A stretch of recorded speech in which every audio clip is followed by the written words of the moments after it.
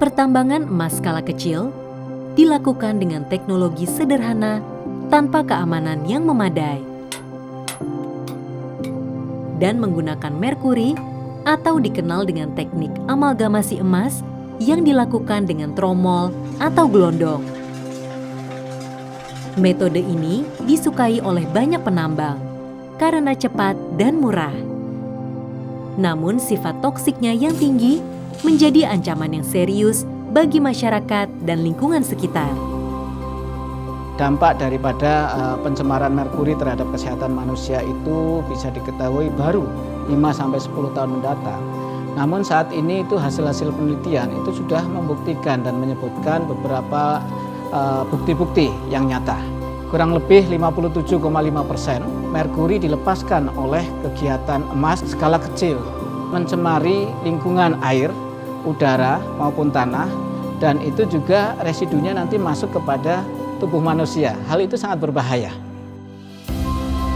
Menjawab permasalahan ini, proyek Gold Ismia yang merupakan program kerjasama KLHK dan BPPT yang didukung oleh UNDP dan didanai oleh GEF melakukan upaya rehabilitasi lahan pertambangan yang terkontaminasi merkuri. Bekerja sama dengan Puslitbang Tekmira, melakukan studi kelayakan pengolahan kembali limbah amalgamasi yang mengandung merkuri dan membangun teknologi potensial untuk menghilangkan merkuri dan dapat mengekstraksi sisa emas dari limbah pengolahan emas. Proyek ini ada 4 ruang lingkupnya. Pertama, kami melakukan studi literatur terkait teknologi-teknologi yang bisa merecovery merkuri dari tiling amalgamasi. Selanjutnya kami melakukan kunjungan lapangan, mengambil sampel dari beberapa titik. Kemudian dari situ kami mengusulkan ada 2 teknologi. Pertama roasting, itu diuapkan untuk merecover merkurinya. Kemudian tangensial konsentrator untuk merecovery emas yang masih tersisa di dalam tailing itu. Kemudian limbahnya diharapkan sudah bersih dari merkuri.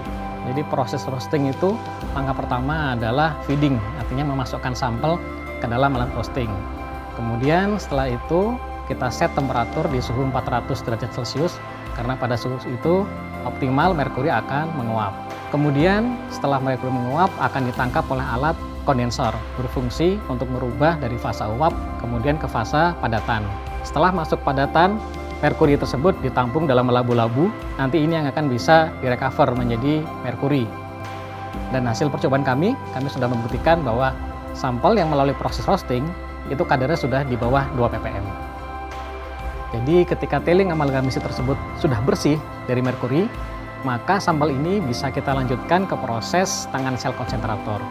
Tujuannya adalah untuk mengkonsentrasikan emas yang masih berada dalam sampel tersebut.